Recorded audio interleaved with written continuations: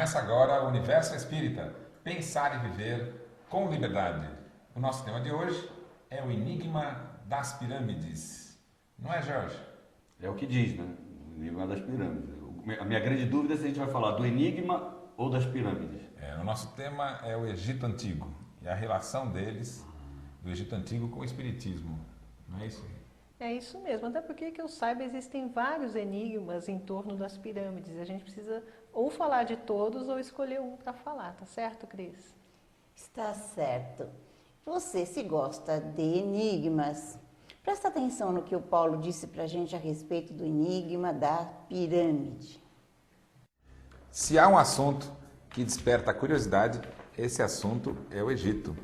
As suas pirâmides, aquela vida intrigante, né? Como que eles conseguiram construir monumentos e uma civilização tão grandiosa, e o interessante é saber que sumiu. Não temos mais vestígios do Egito Antigo, a não ser as inscrições e os monumentos que eles deixaram. Existe na cultura uma divisão entre aqueles que são entusiasmados pelo assunto das pirâmides, mas não tem um fundamento científico. É a egiptomania. A egiptomania movimenta milhões de pessoas interessadas em ler livros, comprar objetos, assistir filmes, e existe um estudo mais sério, que é a egiptologia. A egiptologia se baseia em conceitos científicos, na arqueologia, no estudo dos hieróglifos e até mesmo nas fontes. Essas fontes são os textos traduzidos dos hieróglifos para a nossa língua atual. Quando a gente vai estudar, então, esses textos egípcios, vamos conhecer uma fonte, de conhecimentos a respeito da cultura, a respeito da maneira deles de viver, o que eles pensavam, como se estruturava a sociedade.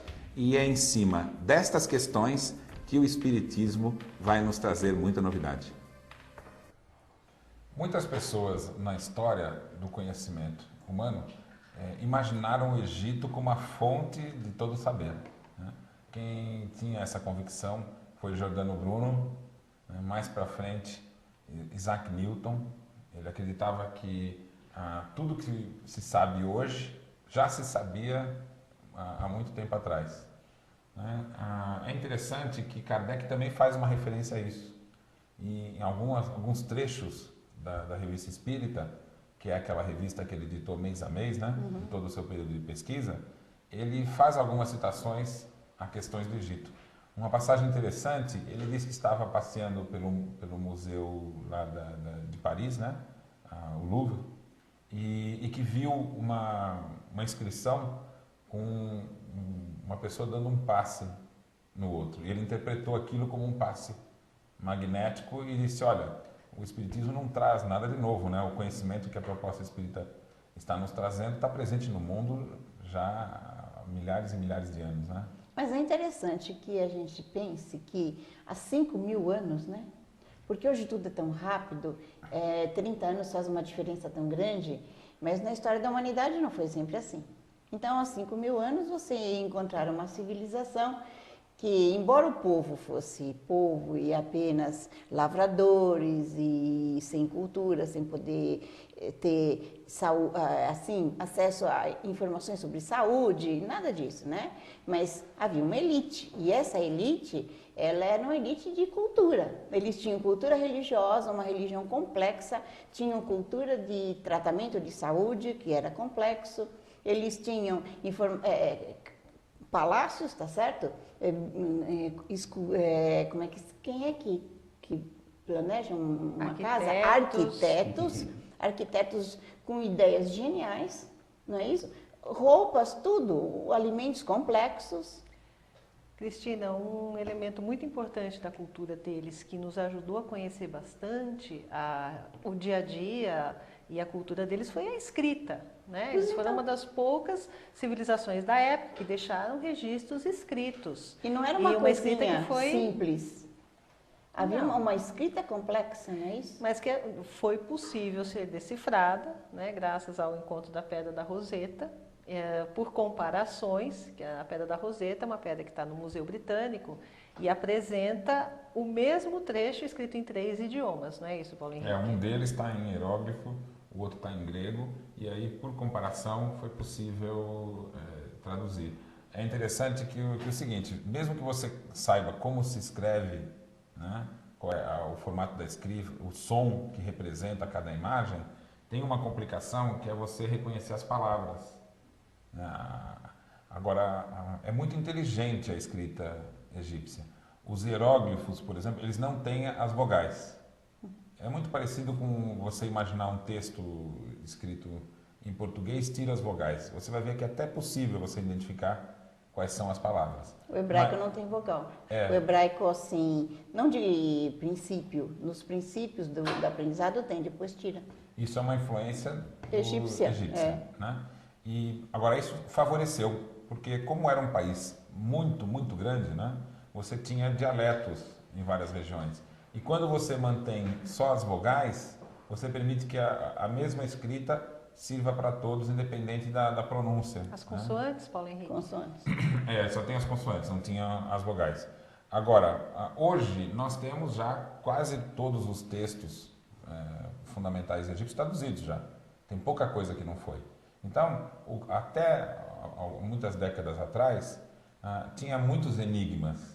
Né? Sim. Quando você não sabe tudo, né, o que se pode falar a respeito de uma informação ou de um povo como esse, fica parecendo, né, que deve ter muitos segredos, né? Com essa tradução, hoje já é possível estudar a sociedade, estudar o comércio daquela época, como funcionavam nas escolas, tem os textos que eram utilizados para o aprendizado. Então, já estamos muito próximos do que acontecia naquela época. Então, se a gente não fosse espírita, seria uma coisa assim miraculosa imaginar que há 5.000 anos, você pensa o quê? Pessoas há 5.000 anos atrás poderiam viver de uma vida muito simples, cavernas, um risquinho que fizesse, um alimento de caça, mas você tem ali uma civilização extremamente complexa, que até hoje ela é de uma certa maneira admirada, estudada, pesquisada, com conhecimentos ali que perduram até hoje em termos de verdades universais. E se a gente não é espírita e não sabe da reencarnação, você não entende isso. Realmente. Tem uma coisa interessante, que diversos textos egípcios que podem parecer mágicos, eles são bem simplesmente explicados quando a gente usa os conhecimentos espíritas. Então, eu acho que a gente poderia classificar de 2 formas o estudo do Egito. Você pode trabalhar com fantasia, querendo imaginar que vieram naves espaciais e construir a pirâmide. Aliás, foi uma das hipóteses que foi defendida durante muito tempo. Isso está no imaginário popular. Né? Por causa do desafio, né? Assim, como uma construção daquela foi realizada num período em que não havia ferramentaria necessária para esse tipo de obra e, no entanto, ela foi realizada com perfeição, com maestria, e tem o posicionamento da pirâmide, né, que dizem que ela está posicionada com relação aos pontos cardeais, como se marcasse um ponto estratégico. Então, tudo isso atiçou a curiosidade e, obviamente, a imaginação humana. Além disso, Jorge, nos anos 60 e 70 surgiu uma série de livros de um autor que é o Erich von Däniken, que ele dizia que não só os egípcios, mas todas essas civilizações, os sumérios, os incas, os astecas, todos eles tinham, inclusive, vestígios na própria iconografia tal, que diziam, né, que tinham sido construídos por extraterrestres. Então, usavam roupas extraterrestres, vinham para cá em naves. Essa foi uma teoria que ganhou bastante espaço. Eu lembro que nos anos 70, vários títulos do von Däniken foram traduzidos para o português. Isso. Essa é uma fonte fantástica sobre o assunto. Agora, eu acho muito mais produtivo e interessante nós utilizarmos o trabalho dos egiptólogos, né? Daqueles que foram lá no Egito, participaram dos sítios arqueológicos, escavaram, pelos vestígios conseguiram reconstruir a história. Aí nós vamos encontrar algo muito interessante, né? Já se conhece no Egito os locais de onde as pedras eram retiradas, já se conhecem os instrumentos que eram utilizados para você desgastar ali Quer dizer, que é aquela coisa daqueles escravos, sofredores, não é bem assim, né? Então, aí sim a gente pode falar alguns detalhes a respeito disso. O grande enigma, o grande segredo das pirâmides, daqueles grandes monumentos, é uma inteligência social.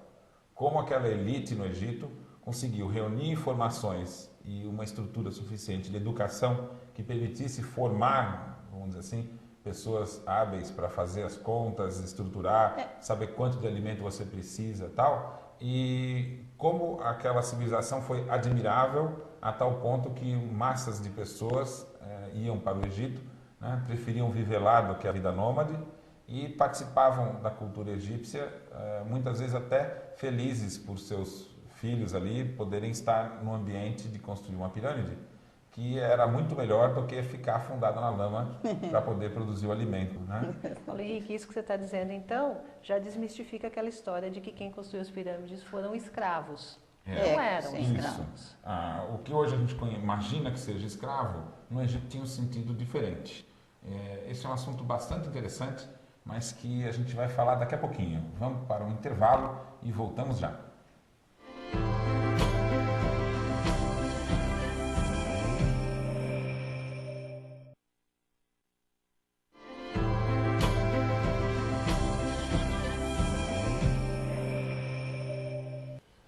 Estamos de volta com o Universo Espírita, hoje conversando a respeito do enigma das pirâmides, né?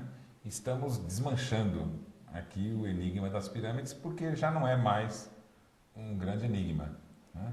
O Espiritismo vai explicar o último enigma que sobrou, que é como uma civilização dessa pode surgir. Exatamente. Né? Isso a gente vai falar. Agora, com relação a serem escravos que fizeram a pirâmide, obviamente seria extremamente difícil você conseguir fazer um trabalho técnico daquele, Sim. organizado, ordenado, né, com escravos. Né? Quando se fala de escravos no Egito, é um pouco diferente, porque a gente tem que pensar o seguinte: as pessoas que não tinham vivido ali, quando chegaram no Egito, viviam como nômades. Não havia referência de civilização. Antes disso, nós tínhamos uma vida instintiva, né? O homem, antes da civilização, ele vivia como nômade, como sendo uma espécie adaptada, né? A civilização é um estágio evolutivo da humanidade. Claro. E ele tem que ser um estágio, tem que ser reflexivo. Você tem que desenvolver a razão para conseguir estabelecer uma civilização. Porque todos os hábitos de nomadismo são totalmente diversos. Você tem tá difícil aqui, vou para lá, largar lixo ali, quer dizer, uma coisa, e o número de pessoas. Agora, quando você se estabiliza, é uma outra situação. Então, uma cidade, uma civilização, não tem nada a ver com a vida nômade. Uma coisa que a gente pode pegar simples aqui é a mulher, quando tem a criança pequena, por exemplo. Se ela é nômade, ela não pode ter várias crianças. Então, senão ela não consegue carregar. Então, o nômade, ele tem um limite de quantos filhos pode ter. Já quando ele chega no Egito e encontra uma circunstância onde ele pode ter uma oferta maior de alimento e um local fixo, aumenta a quantidade de filhos. Você tem uma casa sua, seja aqui, por mais que ela seja precária, mas é onde você mora. E a outra questão é o alimento. Então, quando você está, o nômade, ele muda também pela exaustão do alimento que ele pode fazer de coleta.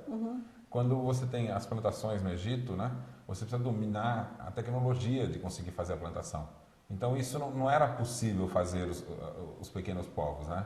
Então, quando eles chegavam nesse ambiente de civilização, eles iam se deparar com doença, né, com a submissão, o trabalho exaustivo, mas também a gente tem que imaginar que eles deixaram para trás outros desafios que ficaram para trás da vida nômade, né? Eu acredito que essa questão de pensar que eram escravos vem mais da literatura, filmes que são baseados em literatura, e uma coisa assim que estava naquele campo que estávamos falando, nos mistérios, entendeu? Isso. Na ideia de coitadinhos dos hebreus que moravam lá, entendeu? Então a coisa menciona essa questão do povo que viveu muitos anos de escravidão e que Moisés é que tirou ele de lá. Exatamente. Agora, tem uma coisa interessante: num sítio arqueológico perto de uma pirâmide, eles conseguiram reconstruir um pouco do ambiente e encontraram lá diversas padarias lado a lado, encontraram refeitórios para um número grande, enorme de pessoas, Padaria. dormitórios, padarias. Então tem eles faziam Não é que nem pão, de hoje, bolo, né? E o forno, mas eles construíram um do lado do outro. Quer dizer, muita gente Então, para comer. havia uma estrutura para se produzir o alimento necessário. A outra questão que eles perceberam foi com os corpos, as ossadas que eles encontraram das pessoas que trabalhavam nas pirâmides, eles conseguiram ver que haviam instrumentos, por exemplo, para reconstruir um osso quebrado, alguma coisa assim. O que demonstra que os indivíduos que trabalhavam na pirâmide, eles tinham um valor. Sim. Um valor maior do que um camponês, Lógico. que se morresse era substituído por outro, porque eles recebiam treinamento. Então, hoje, os indícios são de que você tinha uma formação de equipes, essas equipes recebiam um treinamento para fazer a sequência de movimentos necessários para você retirar a pedra de um lugar, subir com ela pelas rampas, encaixar no local adequado e assim por diante. Então, o que nós vamos encontrar? Uma grande sabedoria social de como você alimentar, treinar, controlar, motivar, né? Estruturados, né? Isso, exato. E não é, a gente fala das pirâmides, porque elas chamam atenção até hoje, mas e os palácios? Também. Os templos gigantescos, colunas, tudo de mármore, ou uma pedra polida que formava os pisos, que ainda tem resíduos disso hoje. As estátuas, tá certo? Gigantescas. Quer dizer, eles tinham conhecimento do que estavam fazendo ali. E aí o que você precisa ter? Você precisa ter escolas, você precisa ter professores ali, Sim. artesãos, né? E assim por diante. Porque, Então, olha, o que adianta um grande arquiteto que consegue planejar uma pirâmide num deserto, não é isso que está de pé até hoje, se você está lidando com escravos que são pessoas que não sabem de nada, que não entendem bulufas, que não sabem como carregar uma pedra, nem coisa nenhuma. Não tem, né? Não Pra tem captar sentido a uma coisa, essência não é da verdade? coisa, claro. quando os gregos chegaram então no Egito, eles encontraram uma civilização muito bem estruturada. Algumas citações, por exemplo, médicos. Já haviam médicos para as mais diversas especialidades. Médico de olhos, né? Até eles faziam cirurgias no cérebro. Exatamente, não é? para tirar a pressão da caixa craniana. Né? Então, a diversidade era muito grande. Agora, qual era a proximidade da ideia do espiritismo com relação à questão do Egito? Kardec conversou com Muhammad Ali. Ele tinha sido um libertador no Egito, mais moderno. Né? Então, na época que estava tendo uma expansão da questão industrial no mundo, o Egito foi um candidato ali. Né? Depois ele foi, esse desenvolvimento foi abortado pela influência da Inglaterra. Você está falando de 1800, 1700, 1800. Isso. Então, esse que tinha sido um grande incentivador, libertador ali no Egito, em espírito conversou com Kardec. E Kardec perguntou, olha, quem você já foi no passado? Ele falou, olha, já fui camponês e já fui também um nobre no Egito, né? E também já fui sacerdote. E aí ele pergunta, qual era a crença de vocês? Ele vai dizer, olha, a nossa crença é a mesma que de vocês. É a crença, essa crença espírita, esses conhecimentos nós também tínhamos lá. A questão é que ela era mantida, né, na mão de alguns, poucos conheciam, além da questão simbólica. Eu acho que a gente pode ver um exemplo a respeito disso no nosso quadro Imagem do Dia. Vamos aí.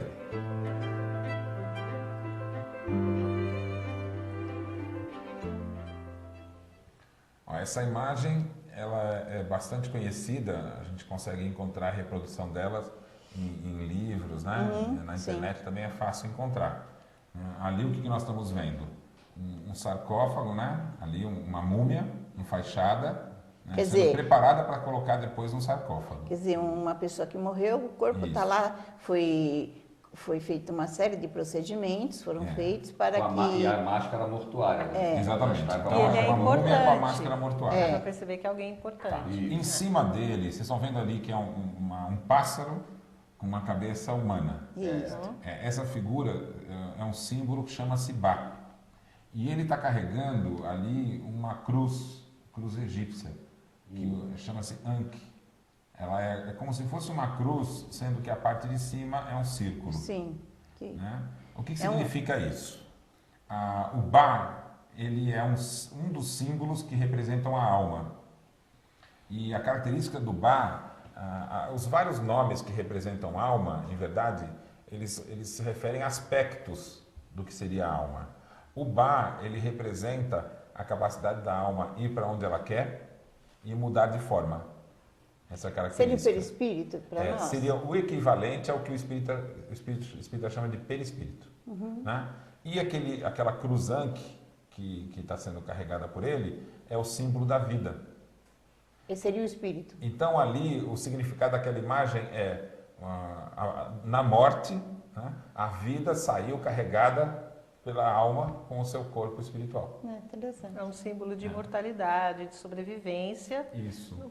O que já era para eles uma certeza, né, de que isso aconteceria pelo próprio conhecimento que eles tinham e pela forma como eles procediam, né, nos rituais de após a morte.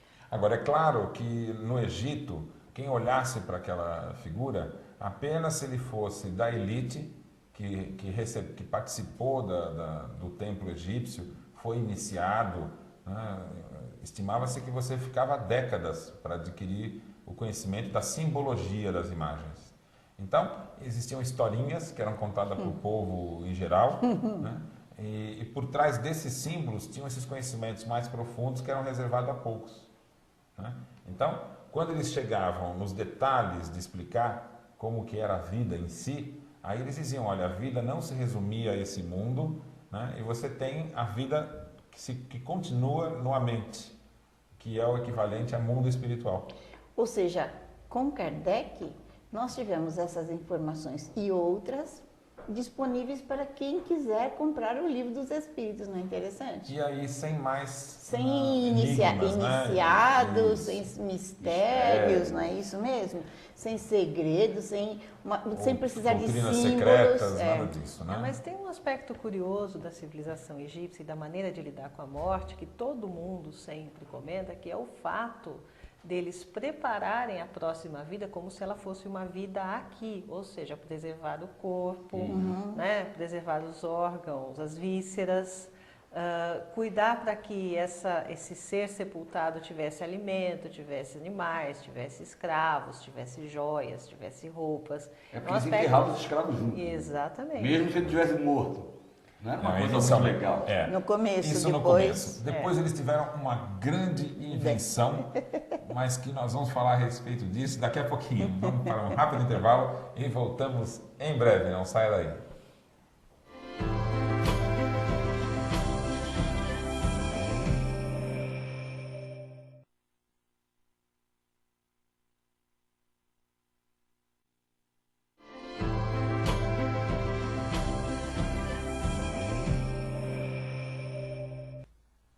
Estamos de volta com o programa Universo Espírita. Hoje nosso tema é o Egito Antigo, né? E estávamos falando a respeito do ritual, né? Da mumificação e do enterro de um faraó, né? Os motivos que levavam. A ideia era a seguinte, o faraó, ele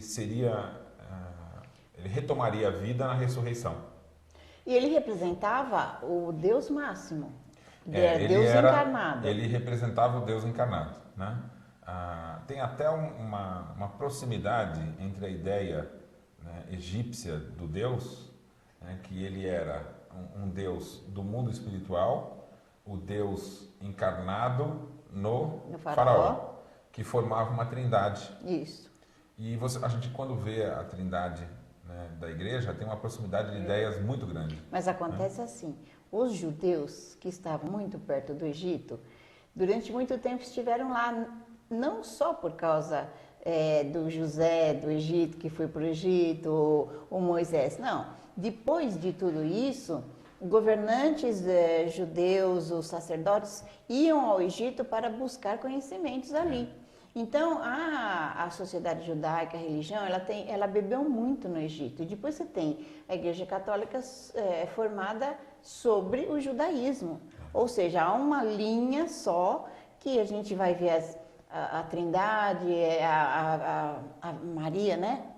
para que Virgem Maria, lá era Ísis, que também era virgem, com filho, tem uma proximidade série muito de grande coisas, na as história, procissões, né? não é isso? Agora, com relação à pirâmide em si, obviamente, ela já era uma demonstração de grandiosidade e de poder, como toda estrutura, né, construída pelos homens. Então, primeiro um faraó mais antigo tentou uma coisa, depois outra, até chegar nessas pirâmides. Não é assim na mágica chegou também. a ter uma pirâmide que foi feita com um ângulo equivocado, né, e ela não tiveram que mudar os planos na metade do Isso caminho, mesmo. né? É, E tem até outra chegar na pirâmide forma de ideal. Saqqara, que é feita em degraus, assim. Isso mesmo. As primeiras, né? Na verdade, ela começou com uma complexidade maior na confecção de uma tumba. E ela foi se aproximando depois das grandiosas pirâmides. Então, que é bom pensar nisso para não imaginar que é uma coisa que caiu da lua. Não, durante séculos, porque as coisas eram lentas, durante séculos os faraós foram tentando fazer cada vez mais sofisticados aquelas construções para serem enterrados ali, porque afinal de contas ele é Deus era um encarnado. monumento ao poder dele, né? Isso Agora, mesmo. existem mais duas questões importantes. Uma, ali era o túmulo do faraó. E o faraó, a ideia daquela preservação toda, né, de você colocar ali os escravos, os aparatos, tudo, Sementes. é porque ele teria uma ressurreição. E nessa ressurreição voltaria a vida e todo o Egito teria uma ressurreição junto com ele. Sim, renovando, né? Então, o símbolo daquilo é ressurreição. A outra questão é que haviam inscrições, né, nas paredes de todo o túmulo ali do faraó, e nessas inscrições tinha a sabedoria do livro dos mortos, que era como ele deveria se conduzir após a morte, né, no mundo espiritual, na mente, para que tudo se desse bem lá. Porque lá na vida após a morte eles ensinavam, haviam perigos e haviam também a cena do julgamento, onde aquilo que você fez em vida seria posto a julgamento frente à razão ou à consciência. Isso no símbolo, né? E na verdade havia mesmo a figura de um julgamento ali com a balança para poder pesar. Uma peninha e o A coração. pena que era da deusa Maat. Isso. É o equilíbrio, a né? pena, ela tinha o significado da justiça. E o coração era interessante, mas era o órgão que representava a sede da razão. Hoje a gente considera o cérebro, né? Não é isso? E na época era o coração, né? Então, esse equilíbrio entre a justiça e a sua consciência era o verdadeiro julgamento, né? Então, o livro dos mortos primeiro começou sendo escrito nas paredes da tumba, depois ele foi para o sarcófago, depois ele foi para o papiro, né? E mais na frente, né, milhares de anos um pouco para frente, se você fosse da corte, um alto funcionário, e você poderia investir na compra do papiro para você poder saber se conduzir após a morte. Então, a cultura egípcia, aos poucos, ela se tornou acessível a um grupo seleto, né? Mas um pouco maior do que no início era reservado só ao faraó. Quer dizer que se a gente fosse nobre naquele tempo e conseguisse ter o livro dos mortos, você se preparava para o julgamento. Isso. Dava de um Deus fazer uma pergunta meio assim, né? Você tem um jeito de escapar. O que nós estamos vendo aqui? O espiritismo, ele serve para você ler o passado e aproximar o que antes eram questões enigmáticas de um conhecimento natural. Então, A proposta do espiritismo é transformar o que antes eram coisas enigmáticas e fora do alcance, né, em leis naturais e um conhecimento que pode ser acessível a todos. Então, se a gente imaginar que pelo menos alguns daqueles da elite vieram de outro planeta, nós não estamos pensando errado, né? Porque, de repente, o povo está ali, o povo é o povo, você não tem grandes modificações. Mas algumas criaturas com algumas ideias muito avançadas, tanto no presente quanto no passado, a gente pode imaginar que Mas são isso não quer dizer que elas migrações. chegaram de nave De nave espacial espacial, né? Não e necessariamente usando raios extraterrestre para levantar as pedras. né, Mas não pode, porque você tem que ter um corpo humano. A gente desencarna em outro lugar, Exatamente. o corpo fica lá, você vem em espírito, não é isso? E você encarna aqui no corpo humano. Eles eram humanos, embora com experiências de outra vida. Cristina, para continuar a nossa discussão aqui, o nosso debate, eu vou pedir para que você explique o que significa essa nossa outra imagem da semana? Essa imagem é a entrada de uma gigantesca caverna que foi descoberta no Vietnã há pouco tempo. É uma coisa extraordinária. Ela tem 140 metros de altura, 4,5 quilômetros de extensão. Até hoje nunca ninguém chegou ao final dessa caverna. Há um rio dentro dela de 2,5 quilômetros. E ela tem uma floresta num dos locais lá que aos poucos os pesquisadores foram descobrindo. Para esses espeleólogos, né, que são os pesquisadores de caverna, e para todo mundo que possa chegar ali, porque ela está oculta na floresta. Ninguém consegue encontrar essa caverna se não houver guias que levem até lá. Então, ela fica sendo, nossa, uma coisa enigmática. Que coisa, que é isso? Como a natureza criou e ocultou alguma coisa tão gigantesca assim, não é? E para mim ficou um confronto entre a grandiosidade do Egito Antigo e a grandiosidade da natureza, que fez algo que até hoje não está totalmente entendido, nem descoberto, e nem se sabe como aconteceu uma coisa dessa. Então, Cris, falando a respeito agora do enigma do Egito, talvez seja enigmático pensar, bom, se aquele ser desencarnou no planeta que ele estava e reencarnou aqui, né? Como ele conseguiu realizar aquilo se ele teve que ficar criancinha, crescer, e nesse ambiente aqui, que era um ambiente já um pouco rústico, diferente, rústico, do lugar onde ele estava. E talvez a gente pudesse falar um pouco sobre isso, pensando naquelas coisas que nós mesmos muitas vezes percebemos que sabemos sem saber que sabemos. Né? Pessoas que sabem desenhar e não sabem onde que aprenderam, pessoas que são fantásticas em matemática e não descobrem onde que elas aprenderam matemática. Mas você muitas coisas. Os gênios que, né, desenvolveram muitas vezes, se desenvolveram na ciência ou na medicina ou mesmo na arte desde muito cedo. E então é comum, né, claro que não nesse grau, né, tão superlativo, mas é comum que nós mesmos encontremos dentro de nós mesmos alguns resquícios, algumas intuições de coisas que nós já soubemos no passado, que nós já fizemos. E sobretudo quando é inesperado. Você pode não saber que você sabe desenhar, ou que você tem a capacidade, por exemplo, de cozinhar muito bem. Compor música. Ou qualquer coisa, das mais simples às mais complexas. Aí surge uma circunstância e você se vê na eminência de ter que realizar alguma coisa. E aí você vê, nossa, eu sabia fazer, parece que a vida inteira eu fiz isso. Tem uma coisa que a gente pode acrescentar nessa questão, que é o seguinte, aqueles espíritos que vieram de um outro planeta, encarnaram aqui, dando início à civilização, porque eram mais avançados do que a civilização que aqui já vivia, Sim. Eles acabaram formando grupos. Então, entre os egípcios, uma vida após outra, eles viviam no mesmo lugar. Claro. E os próprios egípcios daquela época descreviam a existência de um outro Egito, né, no mundo espiritual, que para eles davam o nome de Amente. Sim. Então lá eles diziam, lá tem um outro Nilo e lá tem as mesmas estruturas, os mesmos templos e a mesma estrutura social lá. Então, nos dois mundos, né, enquanto aqui nesse mundo e depois já desencarnados, eles mantinham a estrutura. Você está falando assim, uns encarnaram e outros estão desencarnados, mas um alimenta o outro, até porque... Fazendo uma troca constante. Os sacerdotes eram médiuns. Isso. Então, ou seja, quando eles chegaram aqui, eles já tinham uma determinada cultura, que eles mantiveram no mundo espiritual. E, vindo à vida, eles iam passando e reproduzindo aqui, nesse mundo, o que eles já estavam estruturando lá. Isso. Bom, ainda acontece isso, né? No nosso dia a dia. Não só nas primeiras civilizações, como agora nós já estamos estabelecendo as nossas civilizações e os nossos hábitos estão sendo estruturados em cada um dos continentes, em cada país. Mas eu acho interessante, assim, dentro desse tema, que aos poucos, aquilo que seria um enigma do Egito Antigo, uma coisa que não tem explicação, foi tendo explicação. As nossas características também da mesma maneira, pelo Espiritismo, aos poucos nós vamos entendendo por que eu sei uma coisa que eu não sabia que eu sabia.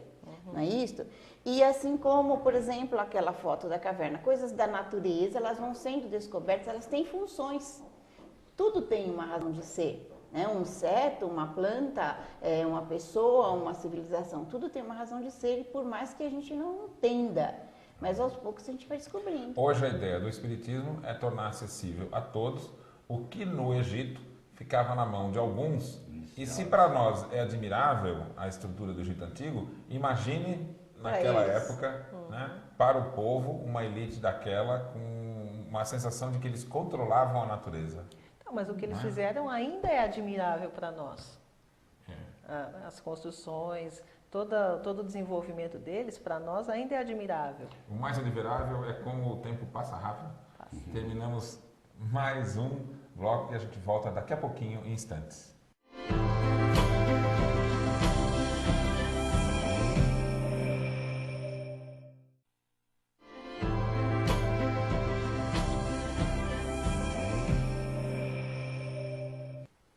Estamos de volta com o programa Universo Espírita.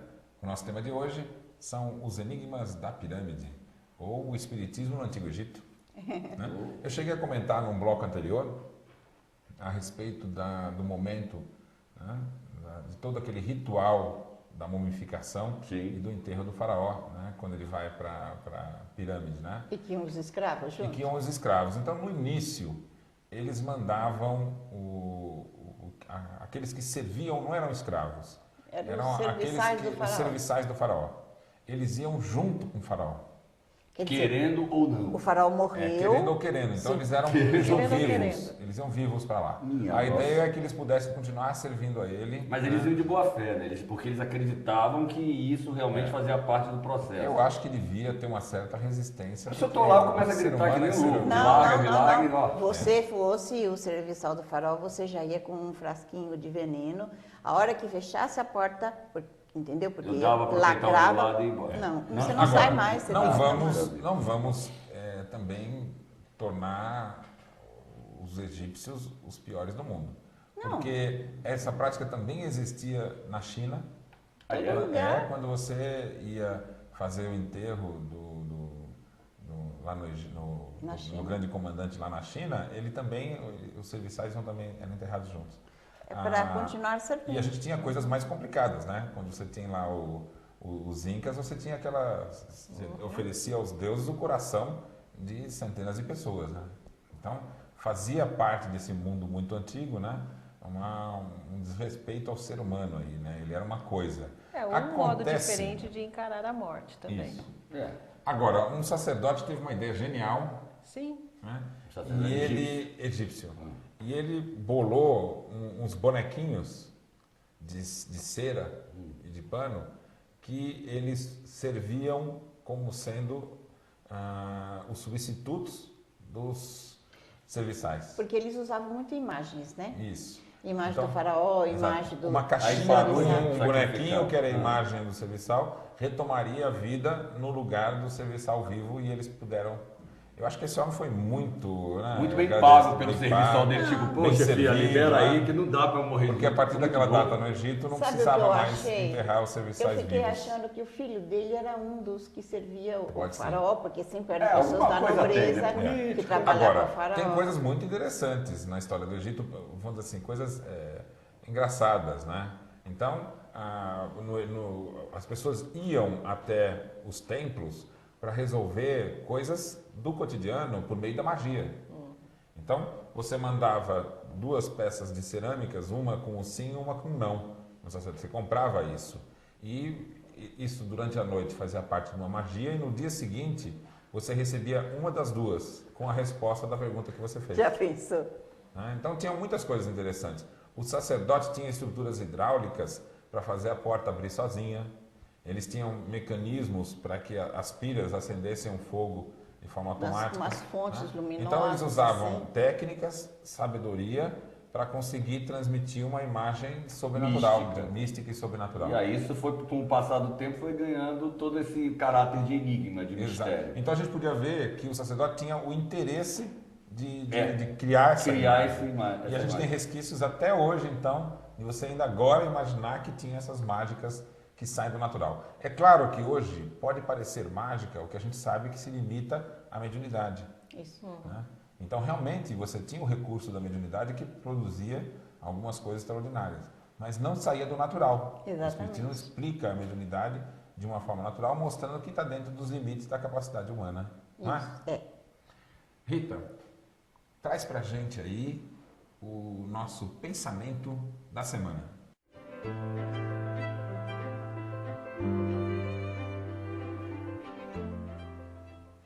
Progredir é condição normal dos seres espirituais e a perfeição relativa, o fim que lhes cumpre alcançar.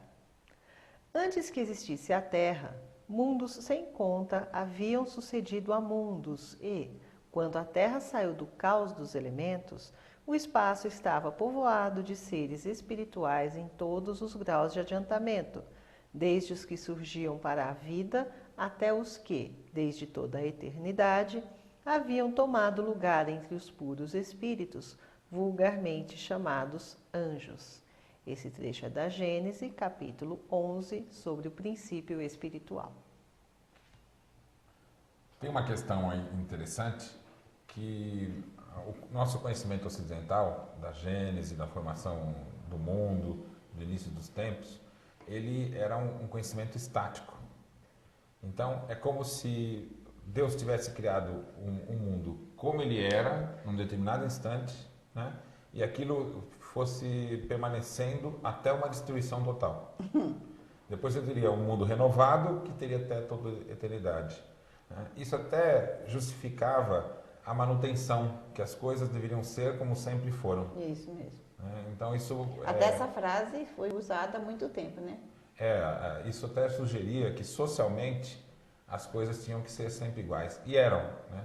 Quem era camponês ia ter um filho camponês, que ia ter um neto camponês. Quem era nobre ia ter um filho nobre e assim por diante. Cada um ocupava a sua posição pela hereditariedade, como se a geração passasse e tudo continuasse o mesmo. Na Índia, esse pensamento ainda persiste. De certa forma, através das castas, né? Da divisão em castas. No Egito Antigo, apesar de você ter os ciclos de renovação, a fertilidade e a renovação, acreditava-se que esses ciclos eram eternos. Eles permaneceriam por toda a eternidade.